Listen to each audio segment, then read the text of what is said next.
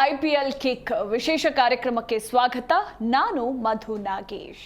S, ನಿನ್ನೆ ನಡೆದಂತಹ Kolkata versus Punjab Kings match ನಿಜಕ್ಕೂ ಕೂಡ ರಣರೋಚಕ ಕುತೂಹಲಕಾರಿಯಾಗಿತ್ತು ಅಂತ ಹೇಳಿದ್ರೆ ತಪ್ಪಾಗೋದಿಲ್ಲ ಅಂತಾನೆ ಹೇಳಬಹುದು. ಯಾಕಂದ್ರೆ ಪಂಜಾಬ್ 112 ಟಾರ್ಗೆಟ್ KKRಗೆ ಕೊಟ್ಟಾಗ ಈಸಿಯಾಗಿ ಕೋಲ್ಕತಾ ಟೀಮ್ ಇದನ್ನ ಗೆದ್ದು ಬಿಡ್ತಾರೆ ಅಂತ ಎಲ್ಲರೂ ಕೂಡ ಅಂದ್ಕೊಂಡಿದ್ರು. ಬಟ್ ಗೆಲ್ಲೋದಕ್ಕೆ ಆಗ್ಲಿಲ್ಲ. ಇದು IPL ಇತಿಹಾಸದಲ್ಲೇ ಫಾರ್ ದ ಫಸ್ಟ್ ಟೈಮ್ ಅಂತಾನೆ ಹೇಳಬಹುದು. ಎಸ್, ಈ ಕುರಿತು ಚರ್ಚೆ ಮಾಡೋಣ. ನನ್ನ ಜೊತೆ ಕ್ರೀಡಾ ವಿಶ್ಲೇಷಕರಾಗಿರುವಂತಹ ಮುಕುಂದ್ ಅವರು ಕೂಡ ಇದ್ದಾರೆ. ನಿನ್ನೆ ಎಲ್ಲ ಎಡವಿದ್ರು KKR, ಪಂಜಾಬ್ಗೆ ಎಲ್ಲೆಲ್ಲಿ ಪ್ಲಸ್ ಆಯ್ತು ಅನ್ನೋದ್ರ ಕುರಿತಾಗಿ ಸಂಪೂರ್ಣ ಡೀಟೇಲ್ಸ್ ಅವ್ರು ತಿಳಿಸ್ಕೊಡ್ತಾರೆ. ಮುಕುಂದ್ ಅವರೇ, ಕಾರ್ಯಕ್ರಮಕ್ಕೆ ವೆಲ್ಕಮ್ ನಿಮ್ಗೆ. ಎಸ್, ಹೇಳಿ, ಎಷ್ಟು ಮಜಾ ಬಂತು ನಿನ್ನೆ ಮ್ಯಾಚ್ ನೋಡ್ತಾ ನಿಮ್ಗೆ? It's a first class match ಅದು. ಯಾಕಂದ್ರೆ ತುಂಬಾ ರೇರ್ ಇನ್ಸಿಡೆಂಟ್ ಆಗಿ ಈ ತರ ಸಿಗುವಂಥದ್ದು. ಯಾಕಂದ್ರೆ ನೋಡಿ, ಹೈ ಸ್ಕೋರ್ ಮ್ಯಾಚ್ಗಳನ್ನ ನಾವು ನೋಡ್ತೀವಿ, ಚೇಸಿಂಗ್ ಅನ್ನ ನಾವು ಎಂಜಾಯ್ ಮಾಡ್ತೀವಿ. ನಾವು 190, 240, 250 ಆದ್ರೂ ಕೂಡ ನಾವು ಇದನ್ನ 261 ಕೂಡ ನಾವು ಲಾಸ್ಟ್ 2 ಸೀಸನ್ ನಾವು ನೋಡಿದೀವಿ ಚೇಸಿಂಗ್ ಮಾಡಿರೋದು. ಅಂತವು ಮಾಮೂಲಿ ಪ್ರತಿ ಸೀಸನ್ ಸಿಗುತ್ತೆ. ಬಟ್ ಲೋ ಸ್ಕೋರ್ ಅನ್ನ ಡಿಫೆಂಡ್ ಮಾಡ್ಕೊಂಡು ತುಂಬಾ ರೇರು. ನಿಮ್ಗೆ ಗೊತ್ತಿರಲಿ, 2009ರಲ್ಲಿ ಚೆನ್ನೈ ಏನು ಡಿಫೆಂಡ್ ಮಾಡ್ಕೊಂಡಿದ್ದು ಏನು 116 ರನ್ ಹೊಡೆದಿದ್ರು. ಅದೇ ಇವತ್ತರೆಗೂ ಒಂದು ನಂಬರ್ 1 ಪೊಸಿಷನ್ ಅಲ್ಲಿತ್ತು. ಬಟ್ ಅದನ್ನ ದಾಟೋದಕ್ಕೆ ನಮಗೆ ಕಾಯ್ಬೇಕಾಯ್ತು 16 ವರ್ಷಗಳ ನಂತರ. 16 ವರ್ಷಗಳ ನಂತರ 16 ರನ್ ಅಲ್ಲಿ ಪಂಜಾಬ್ ಗೆದ್ಬಿಡ್ತು. ಇಟ್ಸ್ ಎ ಕೋಇನ್ಸಿಡೆಂಟ್, ಕಾಕತಾಳೀಯ ಅಂತಾನೆ ಹೇಳ್ಬೇಕು. ರಿಯಲಿ ಇಟ್ಸ್ ಎ ಒಂದ್ ರೀತಿ ಬ್ಯಾಟ್ಸ್ಮನ್ಗಳ ಲೀಗ್ ಅಂತೀವಿ ಇನ್ನು IPL. ಬಟ್ ನೆನ್ನೆ ಅನ್ಕೊಂಡಿದ್ದು ಇದು ಬೌಲರ್ಗಳ ಮ್ಯಾಚ್ ಆಯ್ತು. ಅದು ಎಸ್ಪೆಷಲಿ ಸ್ಪಿನ್ ಬೌಲಿಂಗ್ ನೆನ್ನೆ ಸಿಕ್ಕಾಪಟ್ಟೆ ಮಜಾ ಕೊಟ್ಟಿದ್ದು. ಎಂಥವ್ರಿಗೂ ಆಶ್ಚರ್ಯ ಆಗುತ್ತೆ. ನೆನ್ನೆ ಮ್ಯಾಚ್ ಅಂತ ಎಲ್ಲರೂ ಟಿಕೆಟ್ ತಗೊಳೋವಾಗ ನೋಡ್ತಿರ್ತಾರೆ, ನಾನು ಒಂದು 10 ಸಿಕ್ಸ್ ನೋಡ್ತೀನಪ್ಪ ಓಕೆ ಅಂತ. ಬಟ್ ನೆನ್ನೆ ವಿಕೆಟ್ಗಳು ಸಿಕ್ಸರ್ಗಳಿಗಿಂತ ಮಜಾ ಕೊಡುವಂಥದ್ದು ವಿಕೆಟ್ಸು. ಸೊ ಆ ವಿಕೆಟ್ಗಳ ಮಜಕಾರೆ ಪಂದ್ಯ ನೆನ್ನೆ ಕೂಡ ಬಂದಿದ್ದು. ನಿಜಕ್ಕೂ ಈ ಒಂದು IPL ಸೀಸನ್ ಅಷ್ಟೇ ಅಲ್ಲ, ಇನ್ನ ನನಗೆ ಗೊತ್ತಿರೋ ಪ್ರಕಾರ 2-3 ಸೀಸನ್ಗಳವರೆಗೆ ಈ ಮ್ಯಾಚ್ ಅನ್ನು ಯಾರು ಮರೆಯೋಕೆ ಸಾಧ್ಯ ಇಲ್ಲ. ಹೌದು ಟ್ರೂ. ಅಂದ್ರೆ ಆ ಪಿಚ್ನಲ್ಲಿ 190+ ಈಸಿಯಾಗಿ ಹೊಡಿಬಹುದು ಅಂತ ಕೂಡ ಎಲ್ಲ ತಜ್ಞರೆಲ್ಲ ಹೇಳ್ತಾರೆ. ಸೊ ಆದ್ರೂ ಕೂಡ ಪಂಜಾಬ್ಗೆ 111ಕ್ಕೆ ಯಾಕೆ ಸ್ಟಾಪ್ ಆಗ್ಬಿಡ್ತು ಅಂತ ಒಂದು ಕಾಮಿಡಿ ಅನಿಸುತ್ತೆ. ಪಂಜಾಬ್ ಕಿಂಗ್ಸು ಸನ್ರೈಸರ್ಸ್ ಮೇಲೆ ಇದಕ್ಕಿಂತ ಮುಂಚೆ ಆಡಿದ್ರು, ಹೈದರಾಬಾದಲ್ಲಿ ಆಡಿದ್ರು. ಅಲ್ಲಿ 246 ಅನ್ನ ಹೊಡೆದಿದ್ರು ಸ್ಕೋರ್. ಅದನ್ನು ಕೂಡ ಅವ್ರು ಡಿಫೆಂಡ್ ಮಾಡ್ಕೊಳಕ್ಕಾಗಲಿಲ್ಲ. ಆದರೆ ಈಗ ನೆನ್ನೆ ಆಗಿದ್ದು ಅದು ತದ್ವಿರುದ್ಧವಾಗಿದ್ದು 111 ರನ್ನು. ಆದರೆ ಪಿಚ್ ಬಗ್ಗೆ ಹೇಳಬೇಕಾದ್ರೆ ಮುಲ್ಲನ್ಪುರ್ ಇದರಲ್ಲಿ ಮೇ ಬಿ ಕ್ಯೂರೇಟರ್ ಬೌಲರ್ಗಳು ಸಹಕಾರಿ ಆಗಲಿ ಅಂತ ನಾನು ಏನಾದರೂ ಸ್ವಲ್ಪ ಪಿಚ್ಚನ್ನು ಚೇಂಜ್ ಮಾಡಿರಬೇಕು. ಹಾಗಾಗಿ ಬೌಲರ್ಗಳಿಗೆ ಅಷ್ಟೊಂದು ಸಹಕಾರ ಆಯಿತು. ಯಾಕಂದರೆ ನೆನ್ನೆ ನೀವು ಒಂದು ಎಕ್ಸಾಂಪಲ್ ಹೇಳ್ತೀನಿ. ನೀವು ಗ್ಲೆನ್ ಮ್ಯಾಕ್ಸ್ವೆಲ್ ಬೋಲ್ಡ್ ಆಗಿದ್ದನ್ನು ನೀವು ನೋಡಿದ್ರೆ ಅದು ಎಷ್ಟು ಒಳಗಡೆ ಅಚಾನಕ್ಕಾಗಿ ಬಂತು ಅಂದರೆ ನಿಮಗೆ ಇದು ಮಾಡೋಕ್ಕಾಗ್ತಾ ಇರಲಿಲ್ಲ, ಅದು ಗೆಸ್ ಮಾಡೋಕ್ಕಾಗ್ತಾ ಇರಲಿಲ್ಲ ಬಾಲನ. ಎಸ್, ಅದು ಯಾವ ರೀತಿ ಟರ್ನ್ ಆಗ್ತಾ ಇದೆ ಅಂತ ಕೂಡ ಗೆಸ್ ಮಾಡೋಕ್ಕಾಗ್ತಾ ಇರಲಿಲ್ಲ. ಹಾಗಾಗಿನೇ ನೋಡಿ ಎಷ್ಟು ಝೀರೋ ಡಕ್ಔಟ್ಗಳಾಗಿತ್ತು ನೆನ್ನೆ ಎರಡೂ ಇದರಲ್ಲೂ ಕೂಡ. KKRಲ್ಲಿ 3 ಜನ ಡಕ್ಔಟ್ಗಳಾದರು. ಸೊ ನೆನ್ನೆ ಲಾಸ್ಟ್ ವಿಕೆಟ್ ನಿಮಗೆ ಆಂಡ್ರೆ ರಸೆಲ್ ಕೂಡ ಕ್ಲೀನ್ ಬೋಲ್ಡ್ ಆದ್ರಲ್ಲ, ಅದನ್ನು ನೀವು ನೋಡಿದ್ರೆ ಅಂಥ ಒಬ್ಬ ಸ್ಫೋಟಕ ಬ್ಯಾಟ್ಸ್ಮನ್ ಕೂಡ ಅಂಥ ಮುಲ್ಲನ್ಪುರ್ ಪಿಚ್ಚಲ್ಲಿ ಇದು ಮಾಡೋಕ್ಕಾಗ್ತಾ ಇಲ್ಲ. ಹಾಗೆ ಇಷ್ಟೇ ಅಲ್ಲ, ನೀವು ಯಾರೂ ಕೂಡ ಅಲ್ಲಿ 200 ಸ್ಟ್ರೈಕ್ ರೇಟ್ನಲ್ಲಿ ಬ್ಯಾಟಿಂಗ್ ಮಾಡಲೇ ಇಲ್ಲ ನೆನ್ನೆ. ಅಂದರೆ ಒಂದು ಬಾಲ್ಗೆ 2 ರನ್ ಯಾರೂ ಹೊಡಿಯೋಕ್ಕಾಗ್ತಾ ಇರಲಿಲ್ಲ. ಅಲ್ಲಿ ಇದಾಗ್ತಾ ಇದ್ದಿದ್ದು ಏನಂದರೆ 17 ಬಾಲ್ಗೆ 17, ಇಲ್ಲ ಅಂದರೆ 15 ಬಾಲ್ಗೆ 17, ಈ ರೀತಿ ಒಂದು 80-90 ಒಂದು ಸ್ಟ್ರೈಕ್ ರೇಟಲ್ಲೇ ಬ್ಯಾಟಿಂಗ್ ಮಾಡ್ತಾಯಿದ್ರು. ಬಟ್ ಬೌಲಿಂಗ್ ಒಂದು ಯೂನಿಟ್ ಫಾಸ್ಟ್ ಬೌಲಿಂಗು ಕೂಡ ನಾವು ನೋಡಿದ್ರೆ ವೈಭವ್ ಅವರ ಒಂದು ವಿಕೆಟನ್ನು ತಗೊಂಡ್ರು.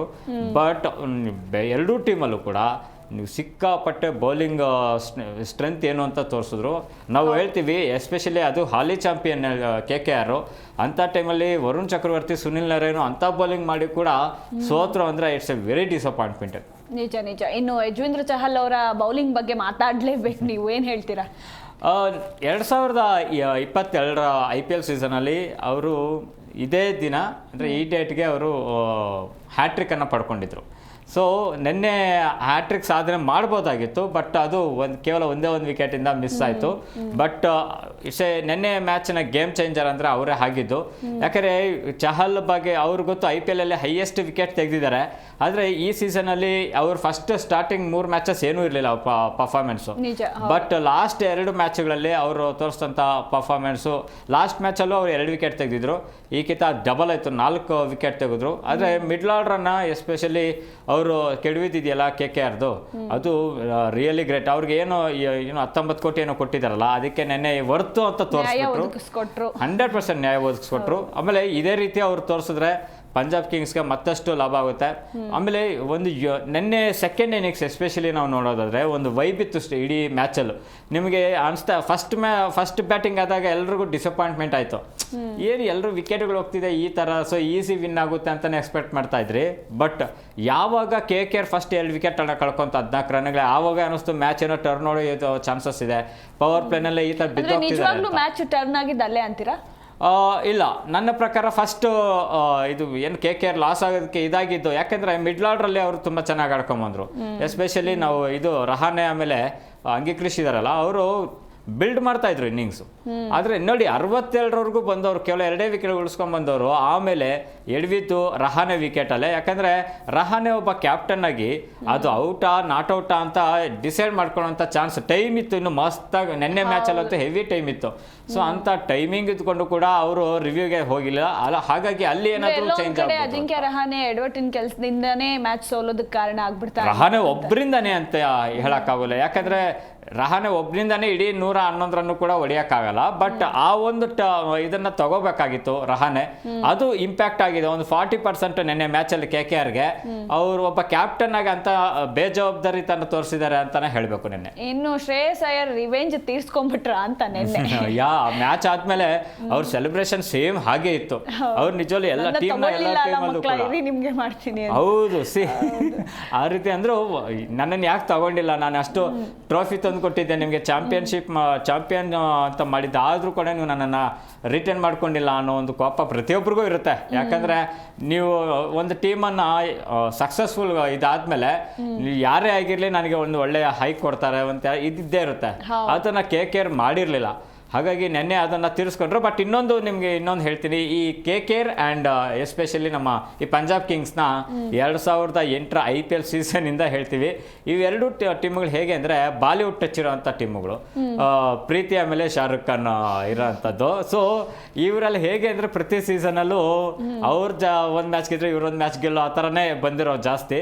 ಅದರಲ್ಲಿ KKR ಡಾಮಿನೇಷನ್ ಮಾಡಿದೆ, ಇಲ್ಲ ಅಂತ ಹೇಳಲ್ಲ. ಬಟ್ ಇವಾಗ ಈ ಬಾರಿ ಅದನ್ನು ಚೇಂಜ್ ಮಾಡಿದ್ದಾರೆ, ಎಸ್ಪೆಷಲಿ ನಮ್ಮ ಶ್ರೇಯಸ್ ಅಯ್ಯರ್. ಬಟ್ ಶ್ರೇಯಸ್ ಅಯ್ಯರ್ ಬ್ಯಾಟಿಂಗ್ ಕೂಡ ನೆನ್ನೆ ಡಕ್ಔಟ್ ಆದರು. ಸೊ ಅದು ಕೂಡ ಆಶ್ಚರ್ಯ ಆಗುತ್ತೆ. ಅಂಥ ಒಬ್ಬ ಫಾರ್ಮಲ್ಲಿರುವಂಥ ಬ್ಯಾಟ್ರೇ ಇದಾಗ್ತಿದೆ ಅಂದರೆ ಪಿಚ್ಚು ಆ ರೀತಿ ವರ್ತನೆ ಮಾಡಿದೆ ಅಂತಲೇ ಹೇಳಬೇಕು. ಮೊದಲು ಇನ್ನು ಮಾರ್ಕೋ ಜಾನ್ಸನ್ ಅವರ ಕೊನೆಯ ಡೆತ್ ಓವರ್ ಬಗ್ಗೆ ಮಾತಾಡಲೇಬೇಕು, ಏನು ಹೇಳ್ತೀರಾ?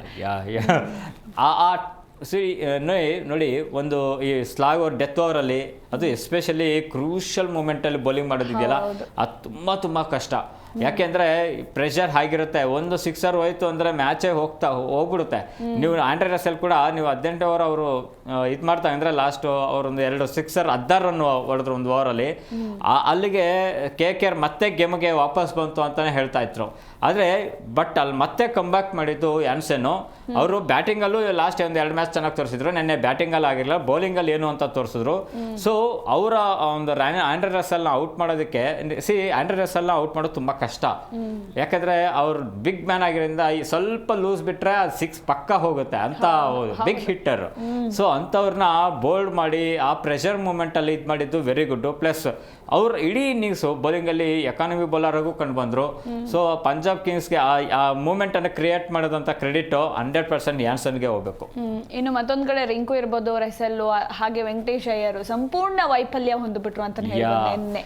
ಕನ್ಸಿಸ್ಟೆನ್ಸಿ ಇಲ್ಲ. KKR ಅಲ್ಲಿ ಪ್ರಾಬ್ಲಮ್ ಆಗ್ತಿರೋದೇ ಎಲ್ಲಿಯಪ್ಪ ಅಂದ್ರೆ ಈ ಬಾರಿ ಹಾಲಿ ಡಿಫೆಂಡಿಂಗ್ ಚಾಂಪಿಯನ್ಸ್ ಅಂತ ಹೇಳ್ತೀವಿ, ಅವ್ರಿಗೆ ಎಲ್ಲಿ ಪ್ರಾಬ್ಲಮ್ ಆಗಿದೆ ಅಂದ್ರೆ ಫಸ್ಟ್ 2 ಪೊಸಿಷನ್ ಅಲ್ಲಿ ಹೋದ್ರೆ ಮತ್ತೆ ಅವ್ರ ರಹಾನೆ ಸ್ವಲ್ಪ ತೋರಿಸ್ತಾ ಇದ್ದಾರೆ, ಅವ್ರ ಮೆಚುರಿಟಿನ ತೋರಿಸ್ತಾ ಇದ್ದಾರೆ. ಹಂಗೆ ಕೃಷಿಕ್ ಕೂಡ ಈ ಸೀಸನ್ ತೋರಿಸಿದ್ದಾರೆ. ಆದರೆ ವೆಂಕಟೇಶ್ ಅಯ್ಯರು ಪ್ಲಸ್ ರಿಂಕು ಸಿಂಗು ಇವರಿಬ್ಬರಲ್ಲಿ ಕನ್ಸಿಸ್ಟೆನ್ಸಿನೇ ಇಲ್ಲ. ಎಸ್ಪೆಷಲಿ ರಿಂಕು ಸಿಂಗ್ ಯಾವುದೋ ಒಂದೇ ಒಂದು ಮ್ಯಾಚಲ್ಲಿ ಲಾಸ್ಟ್ ಓವರ್ವರೆಗೂ ತೊಗೊಂಡು ಹೋಗಿದ್ರು, ಇನ್ನೊಂದು 2 ಬಾಲ್ ಇದ್ದರೆ ವಿನ್ ಮಾಡಿಸ್ತಾ ಇದ್ರು, ಆದರೆ ಅದಾಗಲಿಲ್ಲ. ಬಟ್ ವೆಂಕಟೇಶ್ ಅಯ್ಯರು ಒಂದು ಮ್ಯಾಚಲ್ಲಿ ಏನೋ ತೋರಿಸಿದ್ರು ಅಷ್ಟೇ, ಆಮೇಲೆ ಅವರು ಕೂಡ ಇದಾಗಲಿಲ್ಲ. ಹಾಗಾಗಿ KKRಗೆ ಯಾಕೆ ಅವರು ಲಾಸ್ಟ್ ಇದರಲ್ಲಿ ಇದ್ದಾರೆ ಅಂದರೆ ಕೆಳಕ್ರಮಾಂಕದಲ್ಲಿ ಅವ್ರಿಗೆ ಇದಾಗ್ತಿರೋದೇ ಮಿಡ್ಲ್ ಆರ್ಡ್ರಲ್ಲಿ ಪ್ರಾಬ್ಲಮ್ಮು. ಇದನ್ನು ಅವ್ರ ಮೆಚುರಿಟಿ ಎಲ್ಲೂ ತೋರಿಸ್ತಾ ಇಲ್ಲ. ಆ್ಯಂಡ್ ಬೌಲಿಂಗ್ ಯೂನಿಟ್ ತುಂಬ ಚೆನ್ನಾಗಿದ್ರು ಕೂಡ ವರುಣ್ ಚಕ್ರವರ್ತಿ ತುಂಬ ಚೆನ್ನಾಗಿ ಮಾಡ್ತಿದ್ದಾರೆ. ಆದರೆ ಸುನಿಲ್ ನರೇನ್ ವಿಚಾರಕ್ಕೆ ಬರೋದಾದರೆ ನಾವು ಅವ್ರನ್ನ ಕನ್ಸಿಸ್ಟೆನ್ಸಿ ಅಂದರೆ ಸ್ಥಿರ ಪ್ರತಿ ಮ್ಯಾಚಲ್ಲೂ ಅವ್ರು ತೋರಿಸಿದ್ರೆ KKR ಇವಾಗಲೂ ಟಾಪ್ 1 ಇರ್ತಾ ಇತ್ತು. ಬಟ್ ಅದಾಗಲಿಲ್ಲ. ಸೊ ಇಲ್ಲಿ ರಿಂಕು ಸಿಂಗ್ ಆ್ಯಂಡ್ ಸ್ಟಂಪನ್ನು ಸ್ಟಂಪ್ ಔಟ್ ಆದರು ಅವರು ರಿಂಕು ಸಿಂಗು ಅಂತ ಅವಶ್ಯಕತೆ ಇರಲಿಲ್ಲ. ಅವರು ಬಾಲ್ ಟು ಬಾಲು ಹೋಗಿ ಇದು ರನ್ ಹೊಡೆಸಿದ್ರು ಕೂಡ ಆರಾಮಾಗಿ ಹೊಡಿಬೋದಾಗಿತ್ತು. ಟೈಮ್ ಇತ್ತು, ಓವರ್ಗಳಿತ್ತು. ನಿಮಗೆ ಗೊತ್ತಿದೆ, ನಿನ್ನೆ ಆಲ್ಮೋಸ್ಟ್ 30 ಬಾಲ್ಗಳಲ್ಲಿ ಹೊಡಿಬೇಕಾಯ್ತಿದ್ದು ಕೇವಲ 12 ರನ್ನೇನು. ಸೊ ಎಷ್ಟೊತ್ತು ಬೇಕಾಯಿತು. ಸೊ ಸಿಂಗಲ್ ಡಿಫೆಂಡ್ ಮಾಡ್ಕೊಂಡಿದ್ರು ವಿನ್ ಮಾಡಬಹುದಾಯಿತು. ಆ ಥರ ಪಟ್ಟಿದ್ದೆ ರಿಂಕು ಸಿಂಗಿಗೆ ಪ್ರಾಬ್ಲಮ್ ಆಯಿತು. ಇನ್ನು ಓವರ್ ಆಲ್ ಇಲ್ಲಿ ಪಂಜಾಬ್ಗೆ ಎಲ್ಲಿ ಪ್ಲಸ್ ಆಯಿತು, ಅವ್ರ ಪ್ಲಸ್ಗಳು ಏನೇನಿತ್ತು, ಹಾಗೆ KKR ಮೈನಸ್ ಏನೇನಿತ್ತು ಅಂತ? ಒಂದು ಹೋಮ್ ಗ್ರೌಂಡು ಪಂಜಾಬ್ ಒಂದು ಇದ್ರಲ್ಲಿ ಆಡಿದ್ರು. ಆಮೇಲೆ ಪಂಜಾಬ್ ಕಿಂಗ್ಸ್ ಕೂಡ ಲಾಸ್ಟ್ ಇದ್ರಲ್ಲಿ ಸೋತಿದ್ರು, ಹಾಗೆ ಕಮ್ಬ್ಯಾಕ್ ಮಾಡಬೇಕಾಗಿತ್ತು. ಆ ಒಂದು ಅಗ್ರೆಸಿವ್ನೆಸ್ ಇತ್ತು. ಆ್ಯಂಡ್ ಚಹಲ್ ಬೌಲಿಂಗು ಆ್ಯಂಡ್ ಬ್ಯಾಟಿಂಗಲ್ಲಿ ಅವರು ಒಂದು ಸ್ಕೋರ್ ಅವರೇ ಎಕ್ಸ್ಪೆಕ್ಟ್ ಮಾಡಿರಲಿಲ್ಲ. 111 ರನ್ ಗಳಿಸ್ತೀವಿ ಅನ್ನೋದು ಅವ್ರಿಗೆ ಸರ್ಪ್ರೈಸ್ಡ್ ಆಗಿತ್ತು. ಆ ಬ್ಯಾಟಿಂಗಲ್ಲಿ ಅವ್ರಿಗೇನು ಅಷ್ಟೊಂದು ಅಡ್ವಾಂಟೇಜ್ ಆಗಲಿಲ್ಲ. ಆದರೆ ಬೌಲಿಂಗ್ ಯೂನಿಟಲ್ಲಿ ಚಹಲ್ ಅವರು ಆಮೇಲೆ ಯಾನ್ಸನ್ನು ಆಮೇಲೆ ಅವರು ಪ್ಲ್ಯಾಂಡಾಗಿ ಇದು ಮಾಡ್ಕೊತಾ ಬರ್ತಾಯಿದ್ರು. ಲಾಸ್ಟ್ವರೆಗೂ ಫೈಟ್, ಏನೋ ಗೆಲ್ಲೋ ಮೂಮೆಂಟ್ವರೆಗೂ ನಾವು ಬಿಟ್ಕೊಳ್ಬಾರ್ದು ಮ್ಯಾಚನ್ನು ಅಂತ. ಸೊ ಆ ಒಂದು ಆ್ಯಟಿಟ್ಯೂಡನ್ನು ಆನ್ಫೀಲ್ಡನ್ನು ತೋರಿಸಿದ್ರು. ಆಮೇಲೆ ಅವ್ರಿಗೆ ಇನ್ನೊಂದು ಏನಾಗ್ತಾಯಿತ್ತು, ಒಂದೊಂದು ವಿಕೆಟ್ ಹೋಗ್ತಿದ್ದಂಗೆ KKRಗೆ ಪಂಜಾಬ್ ಅವ್ರಿಗೆ ಗೊತ್ತಾಯ್ತು, ಎಸ್ ನಾವು ಏನು ಹೋಗ್ತಾ ಇದ್ದಿದ್ದು ದಾರಿ, ನಾವು ಏನು ಪ್ಲ್ಯಾನ್ ಮಾಡ್ತಾ ಅದು ವರ್ಕೌಟ್ ಆಗ್ತಾ ಇದೆ, ಪಿಚ್ ನಮಗೆ ಸಹಕಾರಿ ಆಗ್ತಾ ಇದೆ ಅನ್ನೋ ಇದು ಗೊತ್ತಾಯಿತು. ಹಾಗಾಗಿ ಅದನ್ನೇ ಫಾಲೋ ಮಾಡ್ಕೊಂಡು ಹೋದ್ರು. ಹಾಗಾಗಿ ಗೆಲ್ಲಕ್ಕೆ ಸಾಧ್ಯ ಆಯಿತು ನೆನ್ನೆ ಪಂಜಾಬ್. ಇನ್ನು KKRನ ಮೈನಸ್ಗಳು ಓವರ್ ಆಲ್ ಏನೇನಿತ್ತು ಅಂತ? ಅದೇ ಹೇಳೋದ್ನಲ್ಲ, ಅವ್ರಿಗೆ KKRನ ಮಿಡ್ ಇದರಲ್ಲಿ ಅಂದ್ರೆ ಮಧ್ಯಮ ಕ್ರಮಾಂಕದಲ್ಲಿ ಬ್ಯಾಟ್ಸ್ಮನ್ ಇದರಲ್ಲಿ ಅಂದ್ರೆ ಸ್ಟಾರ್ಟಿಂಗ್ ಆರಂಭ ಉತ್ತಮವಾಗೇ ಇತ್ತು. ಸೊ ಬರ್ತಾ ಬರ್ತಾ ಎಲ್ಲೋ ಎಡಬಿಟ್ರು. ಅದೇ ಹೇಳಿದ್ನ, ಇದು ಪವರ್ ಪ್ಲೇ ಏನಾಗಿರುತ್ತೆ ನಮ್ಗೆ ಇದನ್ನ ಅರ್ಥ ಮಾಡ್ಕೋಬೇಕು. ಆನ್ ಫೀಲ್ಡಲ್ಲಿ ನಮಗೆ ಹೊರಗಡೆ ಅಂದರೆ ಬೌಂಡ್ರಿ ಲೈನ್ ಒಬ್ಬ ಮಾತ್ರ ಇರ್ತಾನೆ. ಅದನ್ನು ಅವ್ರು ತುಂಬ ಚೆನ್ನಾಗಿ ಯುಟಿಲೈಸ್ ಮಾಡಿಕೊಂಡ್ರು. 2 ವಿಕೆಟ್ಗಳು ಹೋದ್ರು ಕೂಡ ರಹಾನೆ ಒಂದಷ್ಟು 6 ಹೊಡೆದ್ರು. ಆಮೇಲೆ ಅಂಗೀಕೃಷ್ ಕೂಡ ಇದು ಮಾಡಿಕೊಂಡ್ರು. ಆಮೇಲೆ ಪವರ್ ಪ್ಲೇ ಆದಮೇಲೆ ಏನಾಗುತ್ತೆ ಅಂದರೆ ಒಂದು 5 ಜನ ಹೋಗ್ಬಿಡ್ತಾರೆ. ಸೊ ಅವಾಗ ಈಸಿ ಕ್ಯಾಚ್ಗಳು ಸಿಗೋ ಚಾನ್ಸಸ್ ಜಾಸ್ತಿ ಇರುತ್ತೆ. ಆಮೇಲೆ ಯಾವತ್ತೂ ಹೇಳ್ತೀವಲ್ಲ, ಲೋ ಸ್ಕೋರ್ ಇದ್ದಾಗ ಅವ್ರು ಅರ್ಥ ಮಾಡ್ಕೋಬೇಕಾಗಿದ್ದು ಪಿಚ್ಚು ತುಂಬ ನಾವು ಇದಿದೆ, ವಿರುದ್ಧವಾಗಿದೆ, ನಾವು ಡಿಫೆಂಡಿಂಗಲ್ಲೇ ಹೋಗಬೇಕು, ಸ್ವಲ್ಪ ಹುಷಾರಾಗಿ ಎಚ್ಚರಿಕೆ ಆಟ ಆಡಬೇಕು ಅಂತ. ಬಟ್ ಅದನ್ನು ಯಾರೂ ಆಡಲಿಲ್ಲ.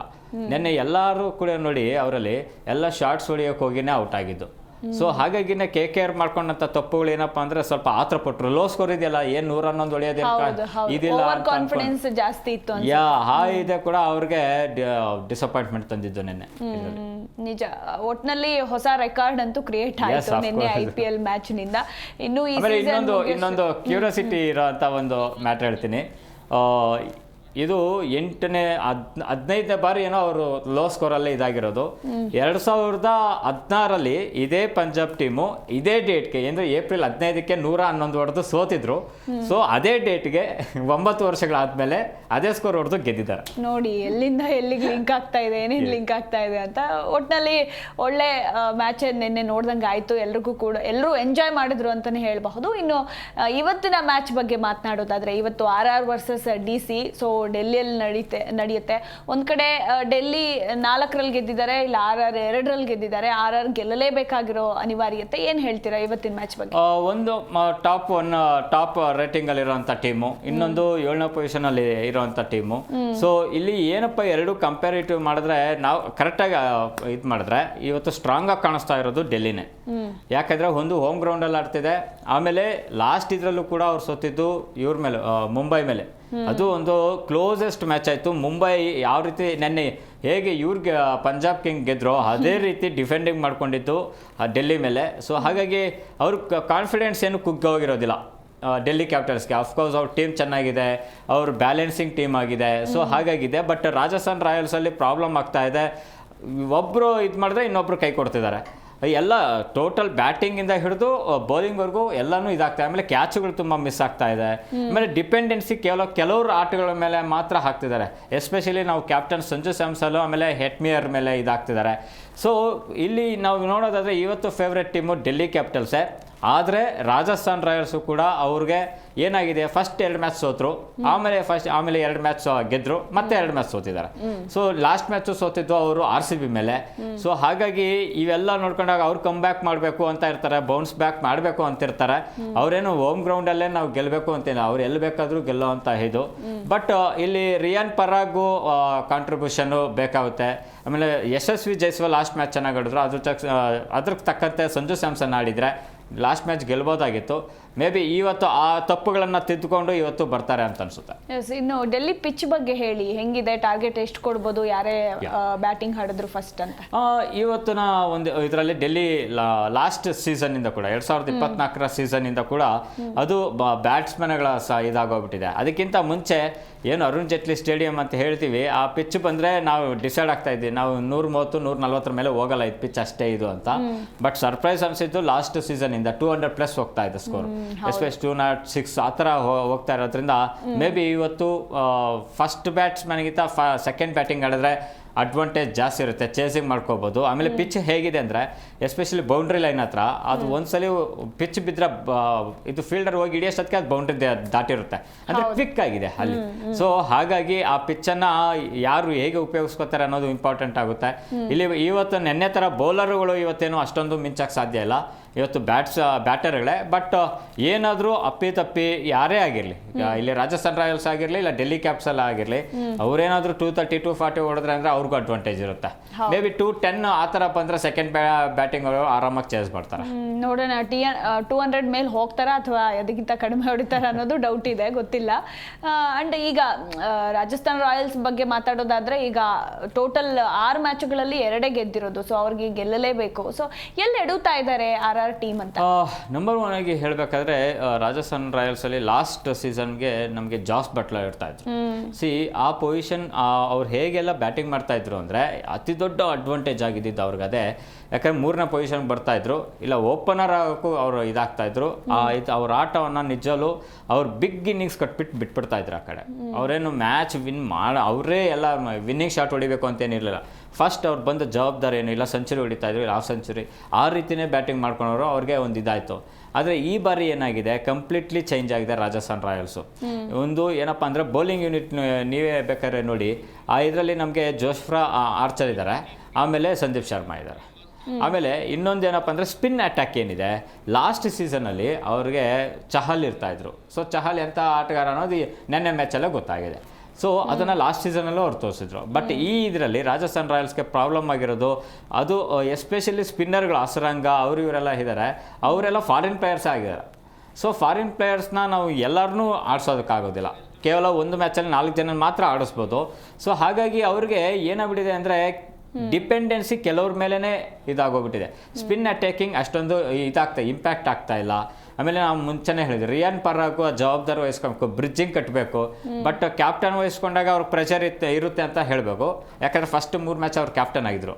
ಅದಾದಮೇಲೆ ಸಂಜು ಸ್ಯಾಮ್ಸನ್ ಆದಮೇಲೆ ರಿಯಾನ್ ಪರಾಗ್ಗೆ ಫ್ರೀ ಇರುತ್ತೆ, ನನಗೆ ಯಾವ ಟೆನ್ಷನ್ ಇಲ್ಲಪ್ಪ, ಟೀಮನ್ನು ಲೀಡ್ ಮಾಡಬೇಕು ಅಂತ ಜವಾಬ್ದಾರಿನೂ ಇರೋದಿಲ್ಲ. ಆದರೆ ಅದನ್ನೆಲ್ಲ ಬಿಟ್ಟು ಅವರು ಬ್ಯಾಟಿಂಗ್ ಮೇಲೆ ಗಮನ ಕೊಟ್ಟರೆ ಸ್ವಲ್ಪ ಟೀಮ್ಗೆ ರಾಜಸ್ಥಾನ್ ರಾಯಲ್ಸ್ಗೆ ಸ್ವಲ್ಪ ಹೆಲ್ಪ್ ಆಗುತ್ತೆ. ಇಲ್ಲ ಅಂದರೆ ಮತ್ತೆ ಏನು ಲಾಸ್ಟ್ ಮ್ಯಾಚಲ್ಲಿ ಸೋತರು ಅದೇ ರೀತಿನೇ ಇದಾಗ್ಬೋದು ಆ ಕಡೆ. ಇನ್ನು ಕಮ್ ಟು DC ಟೀಮ್ ಅಂದರೆ DC ಟೀಮಲ್ಲಿ ಕರುಣ್ ನಾಯರೇ ಬ್ರಹ್ಮಾಸ್ತ್ರ ಅಂತ ಹೇಳಬಹುದು. ಸೊ ಅವ್ರನ್ನ ಇವತ್ತು ಓಪನಿಂಗ್ಗೆ ಬಿಡ್ತಾರಾ, ಅವರು ಮಿಂಚ್ತಾರಾ ಇವತ್ತು, ಏನು ಹೇಳ್ತೀರಾ? ನಾನು ಈ ಕರುಣ್ ನಾಯರ್ ಆಮೇಲೆ ಕನ್ನಡಿಗರಿಗೆ ಇಬ್ಬರಿದ್ದಾರೆ. ಈಗ KL ರಾಹುಲ್ ಲಾಸ್ಟ್ 2 ಮ್ಯಾಚ್ಗಳಲ್ಲೂ ಚೆನ್ನಾಗಿ ಆಡಿರೋದು, ಒಬ್ರು KL ರಾಹುಲ್, ಒಬ್ರು ಕರುಣ್ ನಾಯರ್ ನೆನ್ನೆ ಅಗ್ರೆಸಿವ್ನೆಸ್ಸು ಹೇಗೆ ತೋರಿಸಿದ್ರು ಅಂತ ಗೊತ್ತಾಗಿದೆ. ಇವತ್ತು ಅವ್ರು ಕಂಟಿನ್ಯೂ ಮಾಡ್ತಾರೆ, ಯಾಕಂದರೆ ಲಾಸ್ಟ್ 1 ಇಯರ್ ಅವರ ದೇಶೀಯ 3 ಇದರಲ್ಲೂ ಕೂಡ ಟ್ರೋಫಿಗಳಲ್ಲೂ ವಿಜಯ್ ಹಜಾರೆ ಆಗಿರ್ಬೋದು, ಸೈಯದ್ ಮುಷ್ತಾಕ್ ಅಲಿ ಇರ್ಬೋದು, ಸೊ ರಣಜಿಯಲ್ಲಿ ಈ 3ರಲ್ಲೂ ಕೂಡ ಕರುಣ್ ನಾಯರ್ ನಂಬರ್ 1 ಬ್ಯಾಟ್ಸ್ಮನ್ ಆಗಿ ಕಂಡು ಬಂದಿರೋದು. ಹಾಗಾಗಿ ಅವ್ರನ್ನ ಫಸ್ಟ್ ಮ್ಯಾಚ್ಗಳಲ್ಲಿ ಆಡಿಸ್ಲೇ ಇಲ್ಲ. ನಾವು ಅದೇ ಹೇಳ್ತಾ ಇದ್ವಿ ಪ್ರತಿ ಡಿಸ್ಕಷನ್, ಕರುಣ್ ನಾಯರ್ನ ಆಡಿಸಿ ಅಂತ. ಬಟ್ ಆಡಿಸಿದ ಫಸ್ಟ್ ಮ್ಯಾಚಲ್ಲೇ ಅವ್ರು ಎಂಥ ಆಟ ಆಡಿದ್ರು, ಮುಂಬೈ ಮೇಲೆ ಗೆಲ್ಲಿಸ್ಬೋದಾಗಿತ್ತು, ಬಟ್ ಸೋತಿದ್ರು. ಬೌಲಿಂಗ್ನೇ ಅವರು ಲೀಲಾಜಾಲವಾಗಿ ಹೊಡೆದಿರೋರು, ಅಟ್ಯಾಕ್ ಮಾಡಿರೋರು. ಹೌದು, ಬಟ್ ಇವತ್ತಿನ ಇದರಲ್ಲಿ ರಾಜಸ್ಥಾನ್ ರಾಯಲ್ಸ್ ಬೌಲಿಂಗ್ ಯೂನಿಟ್ ಸ್ವಲ್ಪ ವೀಕ್ ಇದೆ ಇಫ್ ಕಂಪೇರ್ ಟು ನಾವು ಮುಂಬೈಗೆ ಹೋಲಿಸಿದ್ರೆ. ಸೊ ಹಾಗಾಗಿ ಕರುಣ್ ನಾಯರ್ನ ಆಡಿಸ್ಬೋದು, ಅವ್ರನ್ನ ಓಪನರ್ ಆಗಿ ಆಡಿಸಿದ್ರು ಚೆನ್ನಾಗಿ ಆಡ್ತಾರೆ. ನಮ್ಮ ಕನ್ನಡಿಗರ ಈ ಇಬ್ರು ಎಸ್ಪೆಷಲಿ KL ರಾಹುಲ್ ಆಮೇಲೆ ಕರುಣ್ ನಾಯರ್ ಇರಲ್ಲ, ನೀವು ಯಾವ ಆರ್ಡ್ರಲ್ಲಿ ಹೋದ್ರೂ ಕೊಡಿ, ಆಡ್ ತೋರಿಸ್ಬಿಡ್ತಾರೆ ಅವರು. ಸೊ ಹಾಗಾಗಿ ಕರುಣ್ ನಾಯರ್ನ ಇವತ್ತು 100% ಆಡೇ ಆಡಿಸ್ತಾರೆ. ಮ್ಯಾಕ್ಸಿಮಮ್ ಇಲ್ಲಾಂದ್ರೆ ಇಂಪ್ಯಾಕ್ಟ್ ಪ್ಲೇಯರ್ ಆಗೋದ್ರು ಕರ್ಕೊಂಬಂದಾದ್ರೂ ಆಡಿಸ್ತಾರೆ. ಬಟ್ KL ರಾಹುಲ್ ಲಾಸ್ಟ್ ಅದ ಕನ್ಸಿಸ್ಟೆನ್ಸಿ ಇದಾಗಬಾರ್ದು, ಅವರು RCB ಮೇಲೆ ಚೆನ್ನಾಗಿ ಆಡ್ಬಿಟ್ಟು ಮತ್ತೆ ಮುಂಬೈ ಮೇಲೆ ಇದಾಗಬಾರ್ದು. ಬಟ್ ಥ್ರೆಟ್ ಇರೋದು ರಾಜಸ್ಥಾನ್ ರಾಯಲ್ಸ್ಗೆ ಡೆಲ್ಲಿಯಲ್ಲಿ ಈ ಇಬ್ಬರೇ ಮೇಯ್ನ್ ಆಗಿ. ಬಟ್ ಡೆಲ್ಲಿಯಲ್ಲಿ ಪ್ರಾಬ್ಲಮ್ ಆಗಿರೋದು ಓಪನರ್ ಜೆಕ್ ಫ್ರೇಸರ್ ಮೆಕ್ಗರ್ಕ್ ಇದ್ದಾರೆ, ಅವರಿಂದ ಇಡೀ 5 ಮ್ಯಾಚ್ಗಳಿಂದ 46 ರನ್ನನ್ನು ಗಳಿಸಿದ್ದಾರೆ ಅಷ್ಟೇ. ಸೊ ಅದು ಪ್ರಾಬ್ಲಮ್ ಆಗ್ತಾ ಇದೆ. ಇನ್ನು ನೋಡ ಪೊರೆಲ್ಲು ಅವರು ಇವರೆಲ್ಲ ಇದ್ದಾರೆ ಡೆಲ್ಲಿಯಲ್ಲಿ ಸ್ಟ್ರಾಂಗ್. ಅದೇ ಹೇಳಂಗ ಸ್ಟ್ರಾಂಗ್ ಅಷ್ಟು ಅಂತ ಕಾಣಿಸ್ತಾ ಇರೋದು ಡೆಲ್ಲಿನೇ ಇವತ್ತು. ವಿನ್ ಇದು ಅವ್ರಿಗೆ 90% ಚಾನ್ಸ್ ಇದೆ. ಡೆಲ್ಲಿನೇ ವಿನ್ ಆಗುತ್ತೆ ಅಂತೀರಾ? ಆಲ್ಮೋಸ್ಟ್ ಇವತ್ತು ಅದೇ 90% ನಾನು ಡೆಲ್ಲಿಗೆ ಕೊಡ್ತೀನಿ. ಬಟ್ 10% ಇವ್ರು ಬೌನ್ಸ್ ಬ್ಯಾಕ್ ಮಾಡಿದ್ರೆ 100 ನಾವು ಹೇಳಕ್ಕಾಗಲ್ಲ, ರಾಜಸ್ಥಾನ್ ರಾಯಲ್ಸು ಗೆಲ್ಬಹುದು. ಓನ್ಲಿ 10% ನಾವು ಹೋಗ್ತೀವಿ. ಡೆಲ್ಲಿಯಲ್ಲಿರೋ ಮೈನಸ್ಗಳು ಏನೇನಿದೆ ಇದ್ರೆ ಅಂತ ನಿಮ್ಮ ಪ್ರಕಾರ? ಡೆಲ್ಲಿಯಲ್ಲಿ ಅವ್ರದ್ದು ಬ್ಯಾಲೆನ್ಸಿಂಗ್ ಟೀಮ್. ನಾವು RCBಯಲ್ಲಿ ಹೇಗೆ ಇದು ಮಾಡ್ತೀವೋ ಪಂಜಾಬ್ ಕಿಂಗ್ಸ್ ನೋಡಿ, ಇವೆರಡು ಪ್ಲಸ್ ಈ ಮೂರು ನಾವು ಈ ಮೆಗಾ ಆಕ್ಷನ್ ಆದಮೇಲೆ ಇದು ಮಾಡಿರೋವಂಥದ್ದು ಬ್ಯಾಲೆನ್ಸಿಂಗ್ ಟೀಮ್. ಆಮೇಲೆ ಸ್ಟ್ರೆಂತನ್ನು ಕಾಪಾಡ್ಕೊಂಡು ಬರ್ತಾ ಇರೋವಂಥ ಟೀಮುಗಳು. ಆದರೆ ಇಲ್ಲಿ T20ಯಲ್ಲಿ ಏನಾಗುತ್ತಂದರೆ ಆ ಮ್ಯಾಚ್ ಏನಾದರೂ ಮೈ ಮರೆತ್ರೆ ಪ್ರಾಬ್ಲಮ್ ಆಗ್ಬೋದು. ಆ್ಯಂಡ್ ಎಸ್ಪೆಷಲಿ ಪವರ್ ಪ್ಲೇಯಲ್ಲಿ ಅವ್ರಿಗೆ ಇದಾಗ್ತಾ ಇಲ್ಲ. ಓಕೆ, ಬಿಗ್ ಸ್ಕೋರ್ ಬರಬೇಕು. ನಾವು ರಾಜಸ್ಥಾನಕ್ಕೆ ಇದು ಮಾಡಿದ್ರೆ ತುಂಬ ಇದಿದೆ ಪವರ್ ಪ್ಲೇಯಲ್ಲಿ. ಇಡೀ IPL 10 ತಂಡಗಳ ಇದರಲ್ಲಿ ಪವರ್ ಪ್ಲೇಯಲ್ಲಿ ಕಡಿಮೆ ಸ್ಕೋರ್ ಹೊಡೆದಿದ್ದು ರಾಜಸ್ಥಾನ್ ರಾಯಲ್ಸು. ಬಟ್ ಹಾಗಂತ ಇವರೇನು ಅಟ್ಟ ಮೇಲೆ ಕುತ್ಕೋಬಾರ್ದು ಅಂತ ಹೇಳ್ತೀನಿ. ಡೆಲ್ಲಿ ಕ್ಯಾಪಿಟಲ್ಸು ಅವರು ಮೇಯ್ನಾಗಿ ಕೆಲವೊಂದು ಏನು ನಾಟ್ ಔಟ್ ಔಟ್ಗಳಾಗಿ ಬರ್ತಾ ಇದ್ದಾರೆ ಓಪನಿಂಗ್ ಟೀಮು ಆ್ಯಂಡ್ ಮಿಡ್ಲ್ ಆರ್ಡ್ರಲ್ಲಿ ಇದಾಗ್ತಾ ಇಲ್ಲ. ಸೊ ಅದನ್ನು ಅವ್ರು ಸರಿಪಡಿಸ್ಕೊಂಡ್ಬಿಟ್ರೆ 100% ಇದಾಗ್ಬೋದು. ಬಟ್ ಅಡ್ವಾಂಟೇಜ್ ಏನಪ್ಪ ಇದೆ ಅಂದರೆ ಅಕ್ಷರ್ ಪಟೇಲ್ ಅಲ್ಲಿ ಮಿಡ್ಲ್ ಇದರಲ್ಲಿ ಬರ್ತಾರೆ ಆರ್ಡ್ರಲ್ಲಿ. ಅವರು ಆಲ್ರೌಂಡರ್ ಕಮ್ ಕ್ಯಾಪ್ಟನ್ನು. ಸೊ ಹಾಗಾಗಿ ಡೆಲ್ಲಿ ಕ್ಯಾಪಿಟಲ್ಸ್ಗೆ ಸ್ಟ್ರೆಂತ್ ಪಾಯಿಂಟ್ಸ್ಗೆ ಹೋಲಿಸ್ಕೊಂಡ್ರೆ ವೀಕ್ನೆಸ್ ಪಾಯಿಂಟ್ಸ್ ಕಡಿಮೆ ಇದೆ. ಓಕೆ, RRರಲ್ಲಿರೋ ಸ್ಟ್ರೆಂತ್ ಹಾಗಿದ್ರೆ ಇದರಲ್ಲಿ very simple. Sanju Samson is the biggest. And Yashasvi Jaiswal ಇದೆಯಲ್ಲ, ಈ ಓಪನಿಂಗ್ ಪೇರ್ ಈಸ್ ನೋಡೋದಕ್ಕೆ ಸಕ್ಕದಾಗಿದೆ. ಆಮೇಲೆ ರೈಟ್ ಆ್ಯಂಡ್ ಲೆಫ್ಟ್ ಕಾಂಬಿನೇಷನ್ ಅವರಿಬ್ಬರದು. ಸೊ ಆಮೇಲೆ ನೆಕ್ಸ್ಟ್ ಬರೋವಂಥ 3ನೇ ಇದರಲ್ಲೂ ಕೂಡ ವೆರಿ ಗುಡ್ ಇದರಲ್ಲಿದ್ದಾರೆ, ಪರಾಗಿದ್ದಾರೆ. ಸೊ ಆಮೇಲೆ ಹೆಟ್ಮೇರು ಕೂಡ ಅವರು ಈ ಸೀಸನಲ್ಲಿ ತೋರಿಸಿದ್ದಾರೆ. ಬಟ್ ಅವ್ರು ತೋರಿಸಿದ್ರೆ ಮ್ಯಾಚ್ ವಿನ್ನಿಂಗನ್ನು ಮಾಡಿಸ್ಬೋದು. ಅವ್ರ ಬ್ಯಾಟಿಂಗ್ ತುಂಬ ಚೆನ್ನಾಗಿದೆ. ನಾವು ಇದಕ್ಕೆ ಕಂಪೇರ್ ಮಾಡಿದ್ರೆ ಬೌಲಿಂಗ್, ಅದು ಎಸ್ಪೆಷಲಿ ಸ್ಪಿನ್ ಆಮೇಲೆ ಪೇಸರ್ ಕಂಪೇರ್ ಮಾಡಿದ್ರೆ ಬ್ಯಾಟಿಂಗೇ ಸ್ಟ್ರಾಂಗ್ ಆಗಿದೆ. ಬಟ್ ಅವ್ರಿಗೆ ಕೈ ಕೊಡ್ತಿರೋದೇ ಬ್ಯಾಟಿಂಗು. ಆವಾಗ ಮೊದಲೇ ವೀಕ್ನೆಸ್ ಇರೋಂಥ ಬೌಲಿಂಗು ಅವ್ರು ಮತ್ತೆ ಡಿಫೆಂಡ್ ಮಾಡ್ಕೊಳೋದು ಹೇಗೆ? ಹೌದು. ಸೊ ಅವರು 2 ಮ್ಯಾಚ್ಗಳನ್ನು ಗೆದ್ದಿದ್ದು ಒಂದು ಅದೃಷ್ಟ ಅಂತಲೇ ಹೇಳಬೇಕು ಈ IPL ಅಲ್ಲಿ. ನಿಜ ಹೇಳ್ಬೇಕಾದ್ರೆ ನಾವು ಇವತ್ತು CSK ಮುಂಬೈ ಏನು ಲಾಸ್ಟಲ್ಲಿ ನೋಡ್ತಾ ಇದ್ದೀವಿ, ಅದರಷ್ಟೇ ಇರ್ಬೋದಾಗಿತ್ತು ಲಾಸ್ಟಲ್ಲಿ ರಾಜಸ್ಥಾನ್ ರಾಯಲ್ಸು ಟೀಮನ್ನು ನೋಡಿದ್ರೆ. ಬಟ್ ಯಾರಾದರೂ ಒಬ್ಬರು ಹೀರೋಯಿಕ್ ಪರ್ಫಾರ್ಮೆನ್ಸನ್ನು ತೋರಿಸ್ಬೇಕಾಗುತ್ತೆ ಪ್ರತಿ ಮ್ಯಾಚಲ್ಲೂ. ಒಬ್ಬರಾದರೂ ಆಡಿದ್ರೆ ಖಂಡಿತವಾಗ್ಲೂ ವಿನ್ ಆಗ್ಬೋದು. ಬಟ್ ಇಲ್ಲಿ ಏನಪ್ಪ ಅಂದರೆ ಒಬ್ಬರು ಯಶಸ್ವಿ ಜೈಸ್ವಾಲ್ ಆಡಿಲ್ಲ ಅಂದರೆ ಸಂಜು ಸ್ಯಾಮ್ಸನ್ ಒಂದು 30 ರನ್ ಹೊಡಿತಾರೆ ಅಷ್ಟೇ. ಆಮೇಲೆ ಮತ್ತೆ ಪರಾಗ್ ಮೇಲೆ ಪ್ರೆಷರ್ ಬೀಳುತ್ತೆ. ಮತ್ತೆ ಹೆಡ್ ಪ್ಲೇಯರ್ ಒಬ್ಬರು 50 ಹೊಡೆದು ಹೋಗ್ತಾರೆ. ಅದು ಪಿಚ್ ಆಗಿದೆ ಅವ್ರಿಗೆ. ಆಮೇಲೆ ಬಾಲ್ಸು ನೋಡಿ, ಡೆಲ್ಲಿ ಪಿಚ್ಚಲ್ಲಿ ಹೇಗಿದೆ ಅಂದರೆ ಬಾಲ್ ಆರಾಮಾಗಿ ಕರೆಕ್ಟಾಗಿ ಬ್ಯಾಟ್ಗೆ ಕನೆಕ್ಟ್ ಆಗುತ್ತೆ. ನೀವು ಬೇರೆ ಪಿಚ್ಗಳಲ್ಲಿ ನಾವು ನೋಡ್ತಾ ಇದ್ವಿ, ಎಸ್ಪೆಷಲಿ ಜೈಪುರ್ ಪಿಚ್ಚಲ್ಲಿ ಬಾಲು ಸಿಗೋದೇ ಇಲ್ಲ ಬ್ಯಾಟ್ಗೆ, ಎಲ್ಲ ಕೆಳಗೆ ಇದರಲ್ಲಿ ಬರುತ್ತೆ, ಇದ್ರಲ್ಲಿ ಬೌನ್ಸ್ಗಳೆಲ್ಲ ಬರೋದಿಲ್ಲ. ಆಮೇಲೆ ನಮ್ಮ RCB ಇದರಲ್ಲಿ ಚಿನ್ನಸ್ವಾಮಿಯಲ್ಲೂ ನೋಡಿ ನಿಮಗೆ ಆರಾಮಾಗಿ ಸಿಗುತ್ತೆ, ಹೊಡಿಬೋದು. ಬ್ಯಾಟ್ಸ್ಮನ್ಗಳಿಗೆ ಒಂದು ಬೆಸ್ಟ್ ಪಿಚ್ ಆಗಿರುತ್ತೆ. ಆದರೆ ಅದೇ ರೀತಿ ಇವಾಗ ಡೆಲ್ಲಿಯಲ್ಲೂ ಇರೋದು. ಹಾಗಾಗಿ ಬ್ಯಾಟ್ಸ್ಮನ್ಗಳಿಗೆ ಒಂದು ಬೆಸ್ಟು.